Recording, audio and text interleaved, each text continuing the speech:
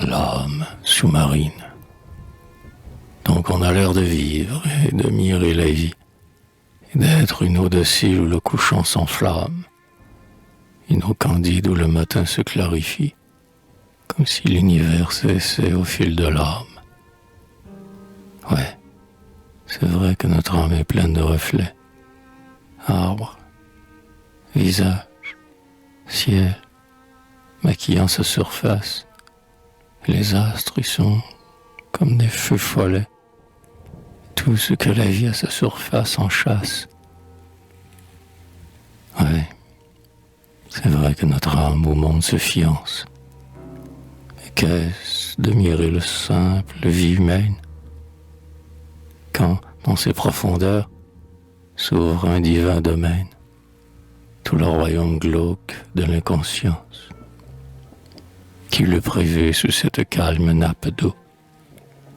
Voici le gouffre et la richesse sous-marine, un idéal trop beau, tombé comme un fardeau, et des rêves, petite algue argentine, puis le corail des belles lèvres attendues, et, par-delà des sables d'or, la grotte est triste, d'un amour trop rêvé qui nulle part n'existe, et qu'on leurre en aimant quelques pâles statues. Vaste abîme du fond de l'âme, insoupçonné, un rêve qu'on croyait mort et qui continue, des désirs s'ébauchant dans une argile nue, un orgueil qui, dans l'ombre, est un roi détrôné, prolongement sans fin de cette vie occulte, tout un pavoisement, toute une panoplie, une espérance un peu vague qui se déplie, un souvenir ouvrant sa fleur dans l'herbe inculte, puis des fièvres roulant leurs vagues de phosphore, comme si tout le clair de lune était en nous. Quels sont ces péchés noirs que moi-même j'ignore, qui hantent mon âme avec de grands remous, sombre trésor intérieur de mes pensées, royaume souterrain auquel enfin j'accède, et cette mer du fond de l'âme, immense et tiède, où sont des cris et des tendresses renoncées. Ah, ce que l'âme sait d'elle-même est si peu, devant l'immensité de sa vie inconnue, sans même le soupçon d'être un abîme bleu, au fond duquel sa destinée est seule et nue.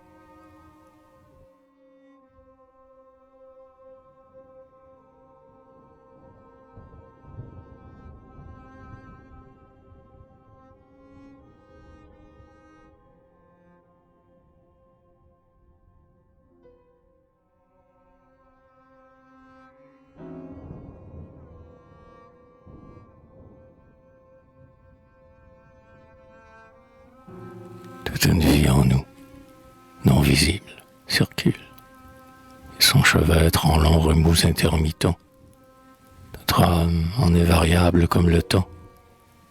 Tantôt il y fait jour et tantôt crépuscule, selon de brefs et de furtifs dérangements, tels que ceux du feuillage et des étangs dormants. Pourquoi ces accès d'ombre et ces accès d'aurore, dans ces ondes de soi que soi-même on ignore? Qu'est-ce qui s'accomplit? Qu'est-ce qui se détruit?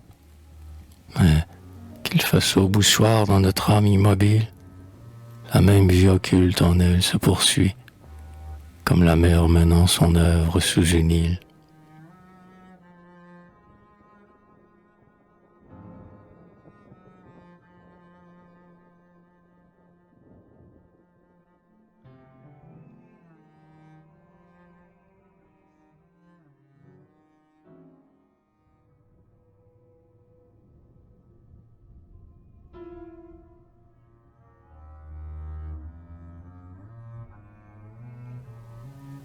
Nous avons nos limbes obscures où dorment des projets mornés, comme des enfants sans figure. Rêve en germe, espoir aîné, rosier trop faible, lit trop pâle, avant l'avril déraciné. Nous avons nos limbes mentales où sont des désirs mal éclos, des fleurs où manquent des pétales, jardin obscur comme un chaos, où des amours non aboutis vivent encore, mais les yeux clos. Ah, tant d'images décaties, tout ce beau froment en vain qui rêvait d'être des hosties, sombre royaume souterrain, labyrinthe d'inconscience, c'est là qu'on est un peu divin. Un rêve y dure, un vœu s'élance, un espoir vit, quoique déçu, un reflet à l'eau se fiance, et cela bouge à mon insu, dans ce clair-obscur de moi-même, tout un univers mal conçu, et tout des songes sans baptême.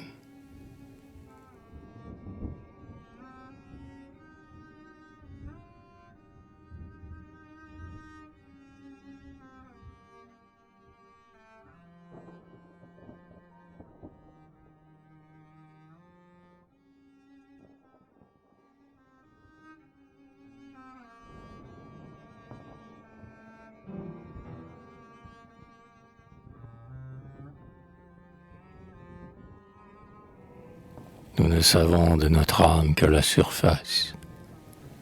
C'est ce que c'est de l'eau, le nénuphar-au-fil de cette eau, ce que c'est d'un miroir, le profil qui s'y mire, plongé dans les temps, dans la glace. Nous ne savons de notre âme que ce que c'est de la mer un enfant qui joue avec la vague. Il suit au loin, dans la brume qui les élague, les vaisseaux que tantôt leur ombre devançait. Plonger dans la mer, savoir tout de l'abîme, les monstres, les coraux, tant de trésors sombrés, les ondes du fond vertes comme les prés. Ce qu'on voit à la surface est si minime.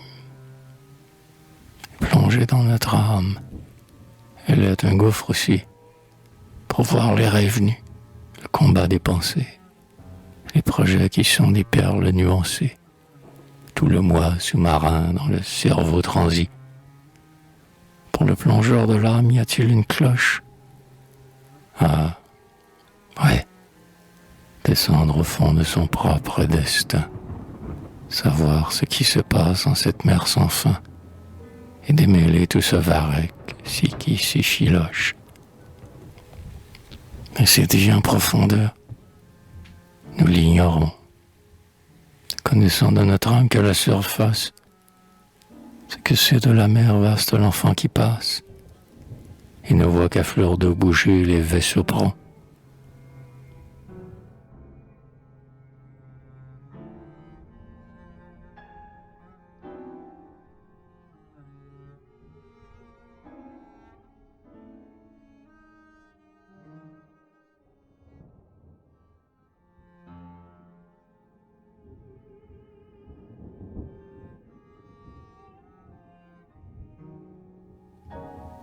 Je rêve de plonger jusqu'au fond de mon âme, où des rêves sombrés ont perdu leur trésor.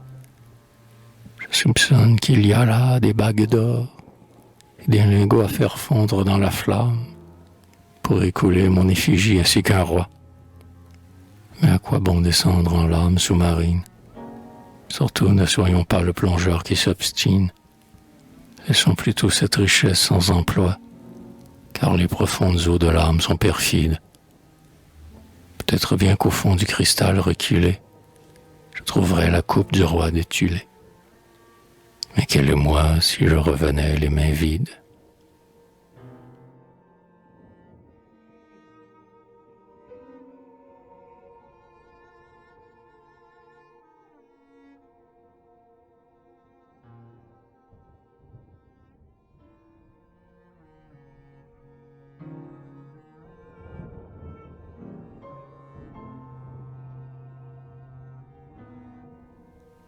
Nous connaissons si mal notre pauvre âme immense. Elle est la mer, un infini, un élément qui ne cesse jamais et toujours recommence. Mais nous n'en savons bien que le commencement. Notre âme, Elle est aussi la grande ville bleue, dont nous avons peur comme des enfants perdus, qui, muets, sans oser dépasser la banlieue, en regardent les toits et les clochers pointus. Effroi d'entrer dans cette ville, de descendre dans cette mer, enfin de tout voir et savoir. Un ancien amour mort, ce qui reste de cendre, ce qui subsiste de reflets dans le miroir. On ne connaît qu'un peu de soi, quelques pensées qu'on croit mener comme un berger bien obéi. Mais c'est la lune, au loin, qui les a recensés, qui les conduit paître en son jardin bleui. On ne sait que le bord de l'âme, quelques rêves, un peu de flot venu au-devant de nos mains, tandis qu'à l'infini se prolongent les grèves. Les plongeurs ont cherché les trésors sous-marins. L'âme entend par moments des bruits. Elle soupçonne que c'est sa destinée en marche à son insu, qui circule parmi la ville bleue et sonne les cloches pour un deuil qu'elle n'aura pas su. L'âme présume un peu sa vie intérieure. Elle devine un peu par instant qu'il y a quelques enfants de cœur, avec leur voix mineure, qui cheminent dans elle en blanc, alléluia. Vaste univers qu'elle contient et qu'elle ignore. Tous ces élans, tous ces songes, tous ces essors, tant de péchés nouveaux, une faune, une flore et des vaisseaux au fond de l'eau, pleins de trésors. Clair-obscur traversé d'ombres somnambuliques, désirs s'évertuant à sortir de la mer, rêves anciens crus morts et devenus reliques, fruit d'or où fait son œuvre un invisible ver.